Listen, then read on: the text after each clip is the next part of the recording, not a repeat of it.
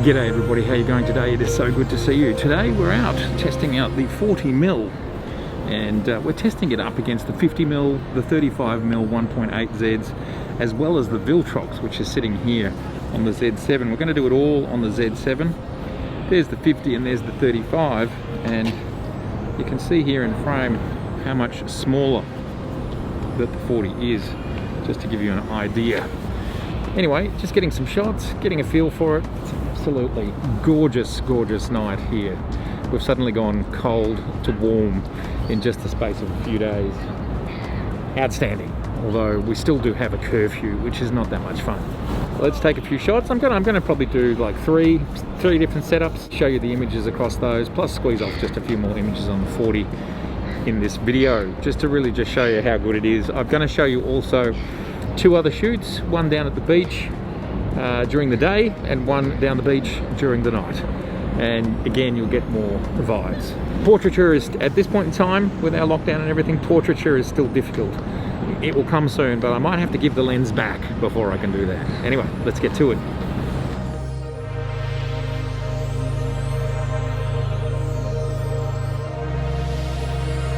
Alrighty, well the light looks so good, so I've decided to shoot all four lenses just in this spot because I think it looks cool.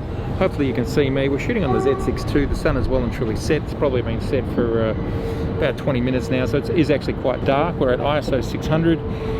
We're on the original kit lens, as some people call it, the 24-70 f4. I like it because when I'm scooting, it doesn't have a lot of weight to it. It's quite small. Let's get on with this because the light it keeps changing. So there's the Viltrox. We've done the Viltrox.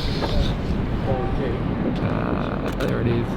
A close-up shot for out of focus areas. We're looking at bokeh balls, and then we'll get background.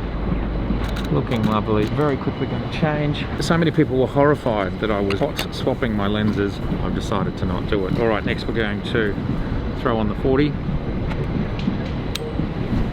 Here we go. There we go. Settings are the same. Just fire off quickly some shots. This is focus in the distance. And now we'll do focus as close as we can get. Gorgeous. All right. And let's change to the next lens. Lovely, gorgeous night at this point. Okay. And now background. And final lens.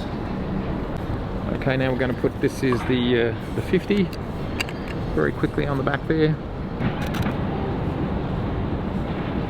All good. Yeah, looking at all those lenses, it was really interesting, and more interesting to me than optical quality of all of them, because they're, you know, they're all usable, they're all workable. The S lenses are obviously amazing, is that there's quite a lot of difference between 35 and 50 in a scenario like this. 40's in the middle. It's kind of good, isn't it? Let's keep going.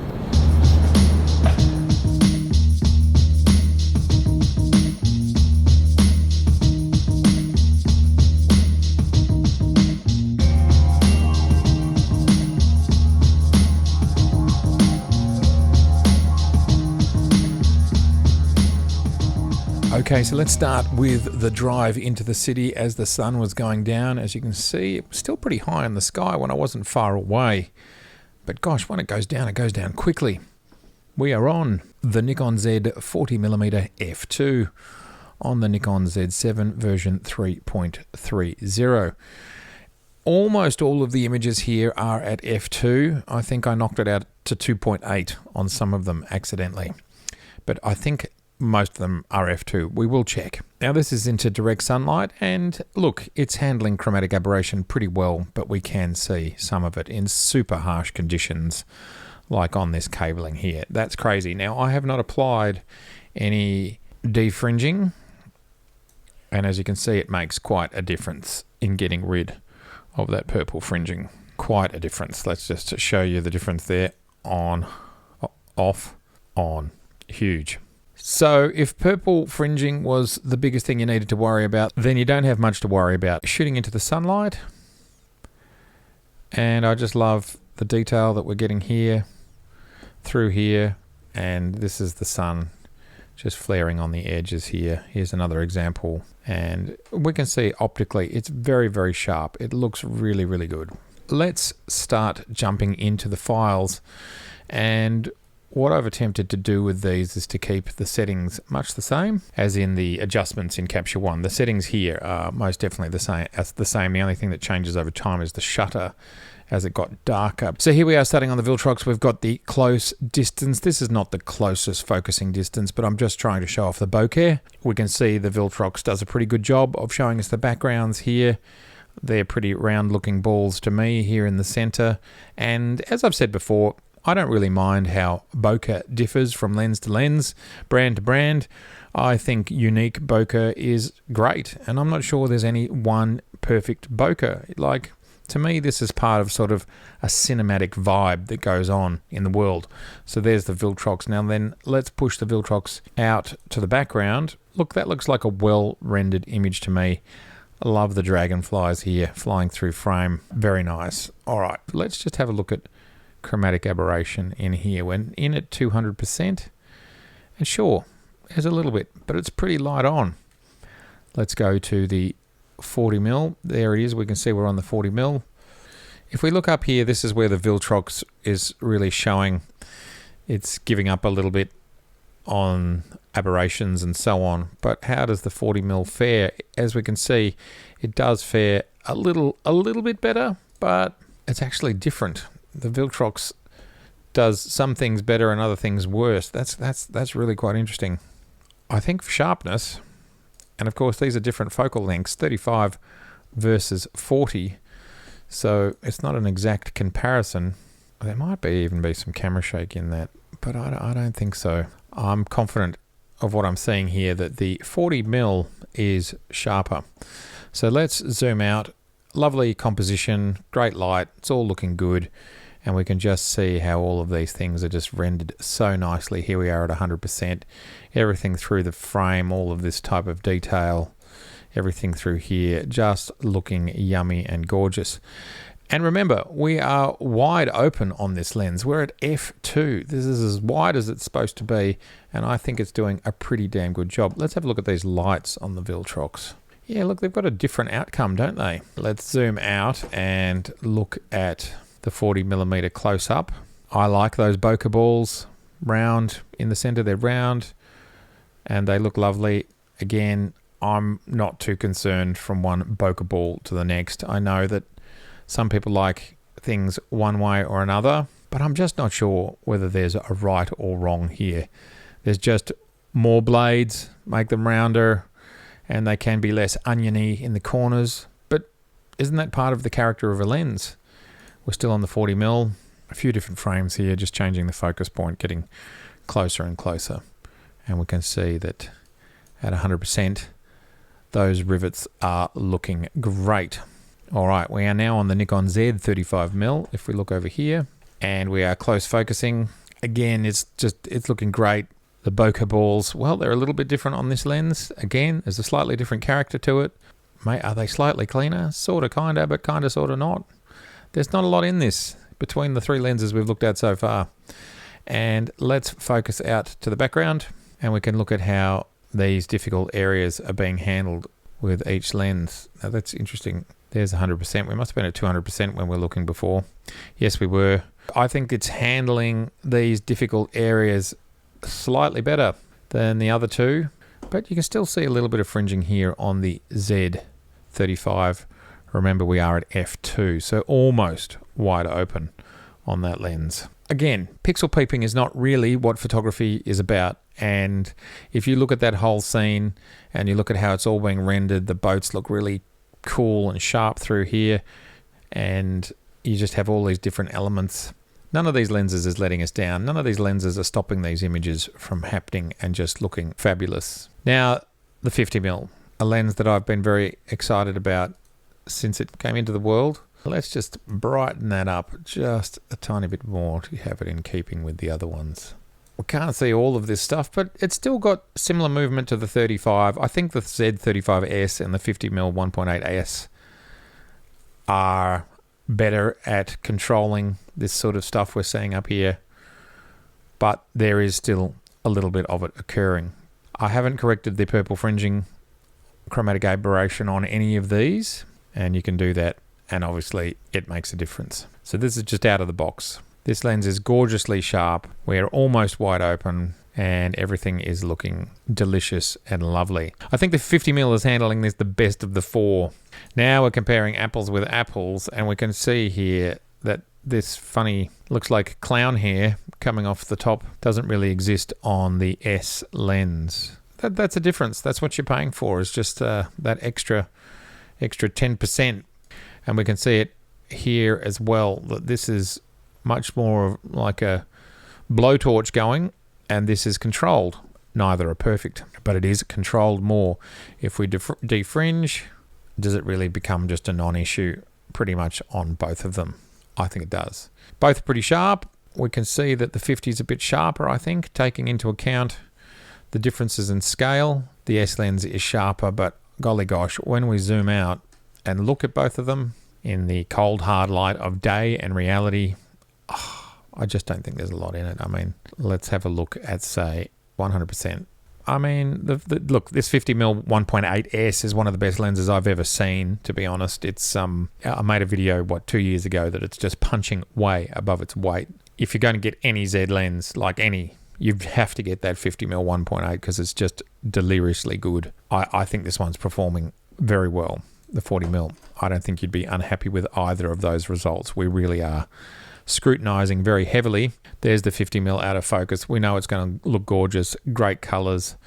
We can see here the bokeh balls are not as round as what was with the 35mm and even the 40mm, so that might have something to do with the blades. I can't remember. Please someone tell me the blade differences. And then I decided just to squeeze off a few other frames once I got off the tripod, because I actually preferred this composition. I love this composition. Here we are on the 40mm.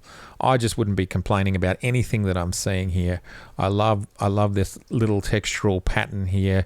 I love how it leads into this little warm area across the bridge and then into the beautiful cityscape. And of course, we can complain about this and we can complain about that. At the end of the day, it doesn't matter. If you want to see how that compares with the 35mm Nikon, let's find the 35 Nikon. There it is there.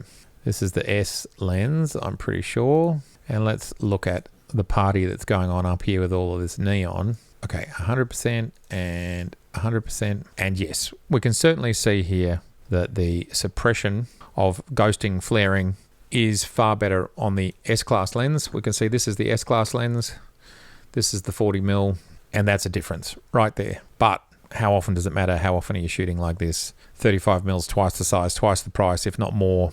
And sharpness wise, well, let's have a look at the 40. Probably not quite as sharp. But a question I've been mulling over though, is this 40mm better than most F lenses? And I think the answer is yes. It's better than most F lenses. And when I say F lenses, I mean F lenses, 1.4 F lenses, not the final 105 1.4, that's pretty modern lens. That's not very old at all.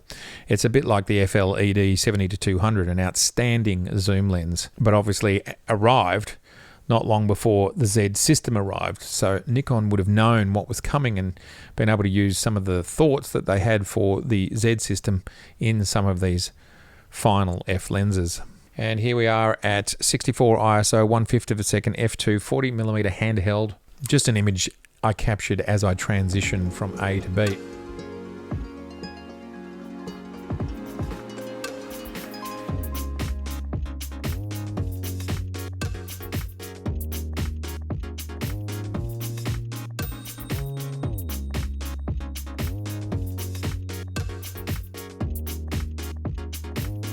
Location number 2.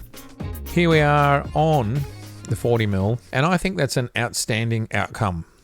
Everything looks great, and I just want to show you here how nothing, not even purple fringing, only thing I've done is bring up the shadows a little tiny bit. That's it. If we go into 100%, we can see this is all looking lovely. And sure, we still have a little bit of, let's go right on in there, because some people just want to, they want to go right in.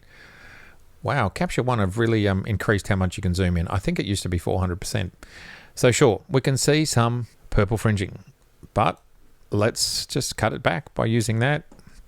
And that to me is the only issue you might have with that file. Even so, I think that's a great outcome.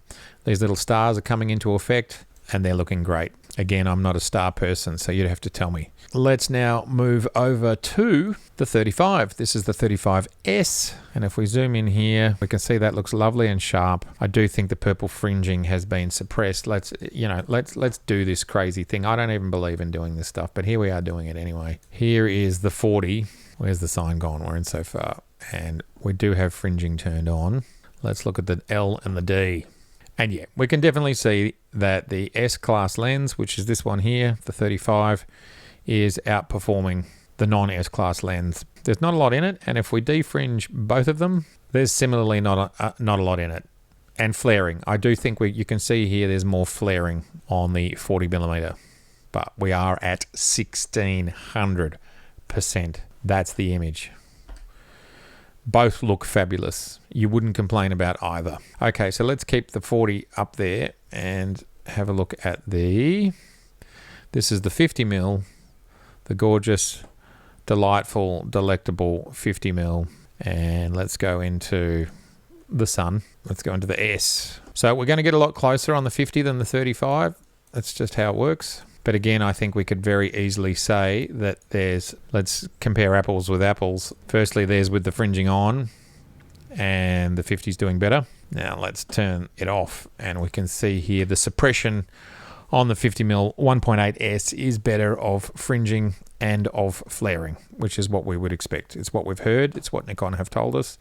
You can certainly see it there with the U. It's just a way bigger halo around. See this halo around the edge here, way bigger. But again, we're at 1600%. And then finally, let's have a look at the Viltrox. Let's just double check. We're comparing apples with apples. Viltrox, there it is there.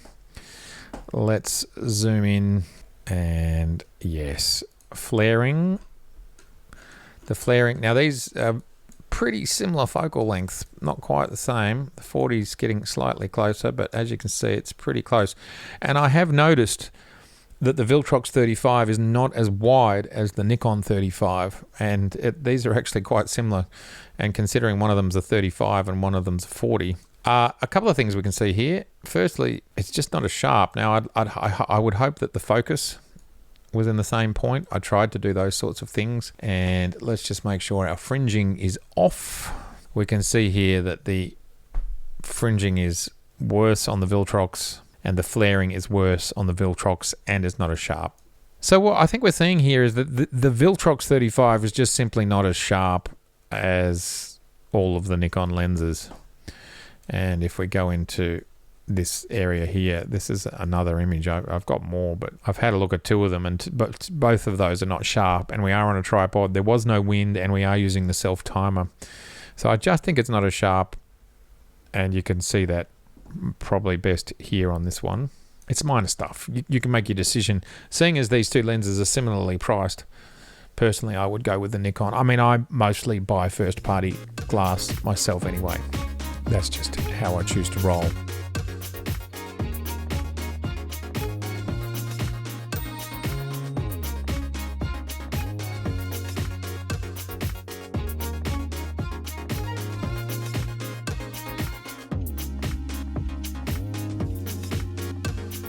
Now to the final setup. There is the 40mm.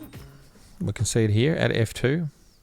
We're on the tripod, and I'll just run through them. Here is the 50mm, and we can see for color and everything, looks great. And just to show you, I decided to do nothing except bring up the shadows. So nothing except what Capture One adds, which is a little bit of their own magic, but otherwise I've done nothing. Here's the 35mm, and then here is the Viltrox 35mm. It's a bit closer. And there's the Nikon. Now that's quite a big difference. Have a look here on the sides, how much wider that the Nikon 35mm is, and also the curvature. This is straight, this is curved. Now, we don't know whether that's optical or in-camera post distortion reduction or distortion control. We do not expect the Nikon camera to be distortion controlling the Viltrox lens. So there's a few interesting things going on there, but the Viltrox has definitely not got the same field of view as the Nikon. All right, so let's just have a quick look. Now, we don't really have chromatic aberration and flaring as an issue in this particular shot, so they all look great. And if we go into 100%, fabulous. It was the street sign that I chose to have in focus. And as always, the 50mm, the venerable 50mm just continues to just blow my mind as to just how it renders things. It's marvelous. 40 on the top, 50 on the bottom. Now let's look at the Nikon 35, so it's slightly smaller this time. And that is just giving great texture, great color. They're all just fabulous. Now, would we think the color feels a little bit richer on the S-Class lens? It's hard to say, isn't it? It's different. It's different. I don't think it's better or worse. And then finally, the 40 versus the Viltrox. In this particular case, we can just see how much sharper this is over here. Have a look at the microphone versus this is over here, with both being focused on this sign. We can see Viltrox and 40mm. So again, I can see where my choice would lie between the Viltrox and the 40mm, them being at similar price points. So there we have it. That is the comparison between the 4 lenses, and a couple of images as I raced back to my car before curfew hit.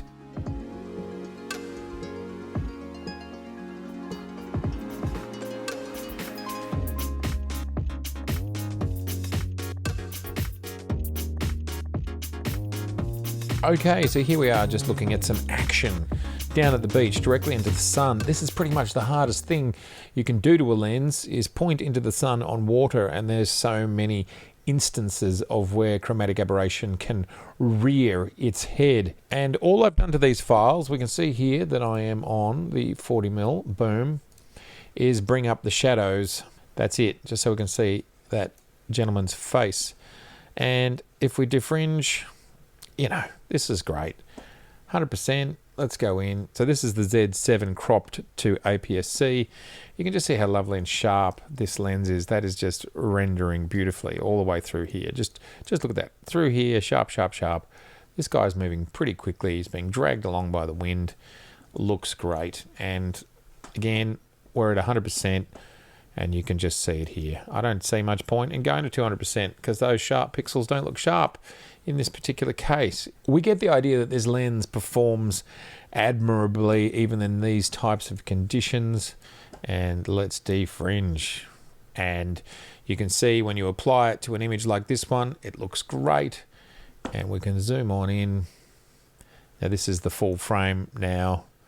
And sharp, sharp, sharp, sharp. Just let it draw. Sharp, sharp, sharp, all the way through. So this is 2.8, and it's, I don't know why it's at 2.8. I don't know what happened. I just missed my settings. Lovely. Nothing has been done to this file, and it just looks great. It just looks great. And we can defringe. Looks great. Honestly, the amount of sharpness that I'm seeing back out here at 100%, it's a lot of sharpness. Again, at the price point, let's just keep that in mind. Now, I just wanted to show you this bird. It was really windy, and this guy was flying around all over the place. And again, I was just doing single press, click, focus all at once. And then I changed it over to tracking. And if you look at all of these images, the tracking's just great. So this lens is very fast to focus. Very fast to focus. I love the way that's rendered and the way that looks. Everything about it is fantastic. Bit of street life. Again, love it. 2.8 ISO 64 1/5000th of a second, 2.8 40mm. Looking great. Straight into the sun, defringed. Again, just managing to capture this stuff in focus. I think it's pretty impressive when it's as small as it is. I mean, look at it. You can even see whatever those water droplets or whatever, we're at 100%. Z lenses are very sharp. They're very sharp. Again, this was just a little sequence of action. I'm focusing using selector tool at the back, the little joystick. I'm just going tap, tap, tap with my finger. And I'm just very happy with how sharp and how good all of that looks. You would be completely happy getting that type of result out of a lens like this, whichever camera body you've got it on. I mean, look at that. Sharp as. It's all there, 100%. He's flying. He's literally flying. And there we just, look at that. We're at 100%. All those little bubbles, sharp, beautiful. And there it is. That's the frame. No problems keeping up with them. And this looks great. We can see no defringing here. We can defringe, might make a slight difference. But beautiful color, beautiful rendition, lovely and sharp, 100%. I don't think, again, there's nothing to complain about here. This looks great. This lens is $299 US. It's going to be cheaper soon. So I think it's showing that it performs very well at night. It performs very well in bright sunlight. The final vista.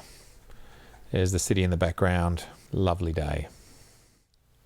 And I just quickly wanted to show you the 40mm f2 on the Z50. I popped down to the foreshore and recorded a few images at twilight. And, well, there's some pros and cons here that we will go through. So here we are looking at the files. Again, keeping in mind this is a 5K screen, so when I zoom in, we can't, it doesn't feel like we're zooming very far, but we're actually pixel for pixel at this point. And we can see here a lovely rendering, lovely amount of sharpness and rendering and just overall color. I love the way this looks. And this is at a 50th of a second ISO 400. It happens to be at 2.2 for some reason, but almost wide open. So I am happy with that result. The Z50's looking good. Now, as we all know, I love to shoot in low light, and interestingly, around a 60th of a second, I think, is where 60th, 40th, around that point is where handheld starts to become difficult when you have no form of stabilization. Now, I was moving super quickly here because the light was really good. I wanted to capture the light. But we can see here what I believe is a very small amount of camera shake. That's why this is just a bit soft. So that's okay, and we are at a 60th of a second, again at 400. If you look at this file, I've managed to keep more still, and you can see the difference in sharpness between them. So that's great. You just have to be aware as your shutter speeds get lower, and of course we are all aware of that, but as our shutter speeds get lower, and if you don't have any form of stabilization, then you have to be far more careful about keeping yourself stabilized. Now, I just wanted to show you here that these files are relatively unchanged. Also that this is the Z50 with the 40mm. So looking good. I love that result. That just looks very painterly, nice, a nice balance of rendition and sharpness. And again, the same with this image here. You really just couldn't ask for any more. And keep in mind, with the Z50, we are using the center of the lens, so you're actually going to get an even better result. But here we are again at a 60th, and you know, that's slightly affected by camera shake, I think. And again, this one is slightly sharper. Now, I love this sort of image, which is got a very full frame of foreground, middle ground, background, a dirty frame, as I would say. And this is just a lovely composition. I would have liked a slightly longer lens, but here we're working with what we've got. Of course, the 40mm is a 60mm equivalent, 35mm equivalent. We're still at a 60th of a second, and again, we have this same phenomenon that it's very easy for camera shake to come into the equation. So the sweet spot, I think, is probably using that old rule that your shutter speed should be double of what your focal length is. And if it's 60mm equivalent, does that still work when it comes to that thing? Somebody tell me what you think. But anyway, we should be obviously somewhere between 80 and 120th, which would be, I suppose, 100th. So 100th would probably be the sweet spot. Let's just leave it at that. And we're almost half of that. So as you can see, it's possible for me to get away with a 60th. Again, this one's looking great. But as we get slower, the whole equation starts to fall apart. Again, we're still at a 60th at 400. Love this little image rendition, looking lovely. Again, we're at 100%, and you can see you're getting great results for this extraordinarily affordable $299 US lens, which I'm sure will be even cheaper in the coming weeks and months. This is 1/10 of a second, so I'm pretty happy with this result. Unusable, but still, it's close. And imagine if we'd done it on a tripod. So keep in mind, of course, you can still shoot at 1/10 of a second. You can shoot at 30 seconds if you want, but you need a tripod. Handheld becomes difficult. And then this sort of imagery would be absolutely fabulous. Here we are at a 30th of a second, and I think we're getting away with it. The sun has very much set. 30th of a second, f2, 400 ISO. The Z50 is looking great. It's a great little camera, so affordable. And then a final shot here, an 1/8 of a second. Again, all of this is handheld, and, well, you know, it gives you a bit of a vibe, a bit of a sense of what's going on, but clearly we've got camera shake. So there you go. I just wanted to show you a very quick look on the Z50. This is not comprehensive. My thoughts would be that this is an absolutely great travel lens. It feels good. It's light. The combination of the two optically work really well together. And if you want to do low light, you've got to do one of two things. Pump up those ISOs or bring yourself a tripod. That's all there is to it. So we've been shooting on the 40mm, which we are shooting on right here, the f2 40mm. I think it's proven to be an amazing lens. I'm so excited about it, and we've compared it up against the 35mm Viltrox, the 35mm Z, and the 50mm Z 1.8s, those two S-class lenses, and I think it's comparing pretty well, especially considering the price point. So thank you so much for being here. It's awesome, and if this is your first time here, I would love to see you again, so please do subscribe, and I'll talk to you very soon.